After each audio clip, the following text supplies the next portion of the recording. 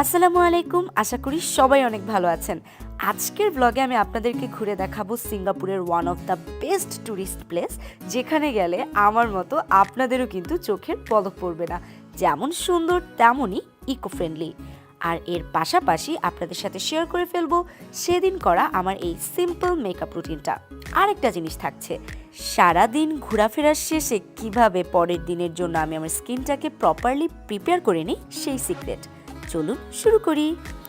তো সকালবেলা ঘুম থেকে উঠে ফার্স্ট কাজ হচ্ছে ব্রেকফাস্ট তৈরি। যদিও সকালবেলা বলাটা ভুল হবে, কজ সেদিন আমি অনেক দেরিতে ঘুম থেকে উঠেছি, অলমোস্ট দুপুরবেলা। কারণ আগের রাতে অনেক রাত পর্যন্ত শুটিং হওয়ার কারণে খুব দেরিতে ঘুমানো হয়েছে।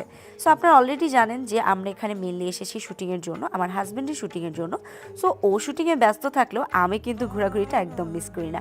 একা একাই চলে যাই অনেক অনেক অনেক জায়গায়। সাথে মাঝে মধ্যে সঙ্গী হয় হিমিয়াপুর আম্মু কিংবা ডিরেক্টর রাখি ভাইয়া। আর গুগল যখন আছে এই যুগে তো আর কোনো ধরনের প্রবলেম হওয়ার কোনো চান্সই নেই।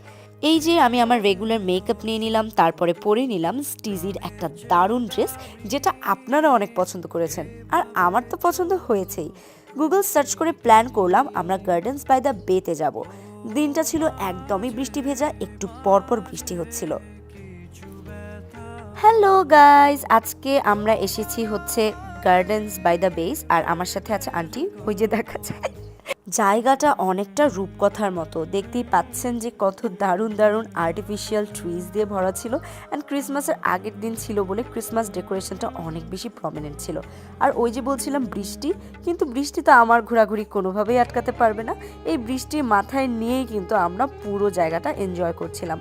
প্রতিটা জায়গা, প্রতিটা কর্নার প্লেসটার এত সুন্দর, এবং আমি শুনেছি সন্ধ্যাবেলা নাকি আরও অনেক সুন্দর লাগে। এবং কথাটা সত্যি, যেটা ভিডিওর মাঝামাঝি সময় আপনারা জানতে পারবেন। ক্রিসমাস ডেকোরেশনটা অনেক ভালো লাগছিল, অনেক লাইটিংস, বলস, ক্রিসমাস ট্রি, অনেক কিছু দিয়ে খুব সুন্দরভাবে সাজানো ছিল জায়গাটা। আর সেখানে কিন্তু মানুষেরা তাদের প্রিয় পেটদেরকেও নানা ধরনের সাজুগুজু করে নিয়ে এসেছিল। দেখতেই পাচ্ছেন এক একজনকে কি কিউট কিউট অদ্ভুত সাজ দিয়ে দিয়ে নিয়ে এসছে। মানে আমার তো পেট দেখলেই ওদেরকে ধরতে মন চায়। সো আমরা একটু ভিতরের দিকে যাচ্ছিলাম। ভিতরে যেতে যেতে আমাদের ম্যাপটা চোখে পড়লো, আরও অনেক ইনফরমেশনস দেখলাম, আমরা অনেক কিছু জানলাম যে এখানে অনেক রুটিনস, অনেক কিছু, অনেক ফর্মালিটিস, অনেক কিছুই আছে যেটা আমরা অ্যাকচুয়ালি বাসা থেকে জেনে যাইনি, যেহেতু গুগলে আমরা শর্টকাট কিছু একটা ইনফরমেশন নিয়ে গিয়েছি। বাট প্লেসটা, oh my god, just wow. Oh my god, আমি তো পুরো পাগল হয়ে যাচ্ছি প্লেসটা দেখে, এত সুন্দর। হচ্ছে ছাতা নিয়ে দাঁড়াচ্ছে, বাট আমার কোনো ছাতা নিয়ে নাই, আমি হচ্ছে বৃষ্টিতে ভিজতেই বেশি পছন্দ করি। হ্যাঁ, আর এরকম একটা ওয়েদারে ওয়াও। গার্ডেন্স বাই দ্য বে, এখানে এসে দেখলাম যে এখানে সিস্টেমস একটু ডিফারেন্ট। টিকেটিংয়ের ব্যাপার আছে। এখন অলরেডি আমাদের সন্ধ্যা 6:46 বাজে, অ্যান্ড এখন টিকিট কেটে, এত বড় লাইন ঠেলে টিকিট কেটে ভিতরে যাওয়াটা আমার কাছে ওর্দি মনে হয়নি। মনে হলো যে আমরা যদি সকাল সকাল 9টার সময় আসি, টিকিট কেটে ভিতরে যে আমরা অনেক কিছু করতে পারবো। এখানে থাকার প্লেস আছে ভিতরে, যে 2 ডে 1 নাইট।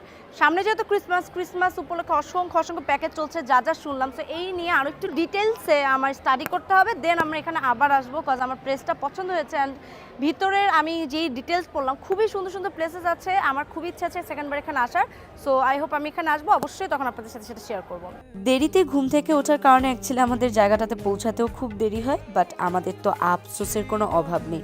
আমরা কেন আরও আগে আসলাম না, এই চিন্তা করতে করতেই আমরা অনেকটা বিলাপ করছিলাম। বাট সত্যি কথা বলতে সন্ধ্যার আবহাওয়াটা দারুণ এবং অন্যরকম। এগেইন আমরা চলে আসছি হচ্ছে আবারও সেই মোস্তফা সেন্টারের আশেপাশে, যেখানে আমরা এই 7টার সময় লাঞ্চ করব। হ্যাঁ, তো এখানে আমাদের অনেক, দেখেন, বাংলাদেশ সব জায়গায়, আল মুস্তফা রেস্টুরেন্ট, মোহাম্মদী রেস্টুরেন্ট, সব বাংলাদেশি। অ্যান্ড এটা মেনলি হচ্ছে লিটল ইন্ডিয়া লুক। এটা মনে হচ্ছে আমরা এখন বাংলাদেশের একটা এরিয়াতে আছি। শেষে আমরা ভর্তার দেখা পেয়েছি ঢাকা রেস্টুরেন্টে। আমরা ভর্তা, ভাত, মুরগি এবং হাঁসের মাংস নিয়েছি। তো যাই হোক, প্লেসটা তো ঘুরে দেখলেন, এবার বাসায় এসে ফার্স্ট কাজই হয় মেকআপ রিমুভ করা। মেকআপের পাশাপাশি সারা দিনের ধুলাবালি স্কিনে জমা হয়ে গিয়েছে, যেটা ক্লিন করা স্কিনের হেলথের জন্য অনেক বেশি ইম্পর্ট্যান্ট। সো আমার কাছে ফার্স্ট প্রায়োরিটি হচ্ছে এটা। আর আমি বাসা থেকে আসার সময় লুমেরা মেকআপ রিমুভালের অনেকগুলো ওয়াইপস নিয়ে এসেছি, যেন আমার পুরো 2-2.5 মাস অনায়াসে কেটে যায়। আমার এই ওয়াইপসটা বেছে নেওয়ার একটাই রিজন হচ্ছে, এত ইজিলি এবং জাস্ট মানে আপনি কল্পনাও করতে পারবেন না নিজে ইউজ না করলে যে এটা কতটা ইজিলি এবং কতটা সুন্দরভাবে পুরোপুরি মেকআপটাকে রিমুভ করে। এবং আমি বলবো 100% মেকআপ কিন্তু আপনি এটা দিয়ে রিমুভ করতে পারবেন। আমি সামটাইমস বেশি আলসেমি লাগলে মেকআপ রিমুভ করার পরে ডিরেক্ট ময়শ্চারাইজার দিয়ে দিই। ইভেন মাঝে মধ্যে স্ক্রাবার অর ফেস ওয়াশও ইউজ করি না, বাট উচিত মাঝে মধ্যে আলসেমি লাগলে আমি আর কি সেটা বাদ দিই। বাট লুমেরা মেকআপ রিমুভালের এত বেশি ফ্যান হয়ে গিয়েছি আমি যে আমি অনেক দিন ধরে এই মেকআপ রিমুভাল ছাড়া অন্য কোনো ওয়াইপস ইউজই করছি না। ইভেন ওদের প্যাকেজিংটাও এত কিউট, দেখতেই তো পেলেন।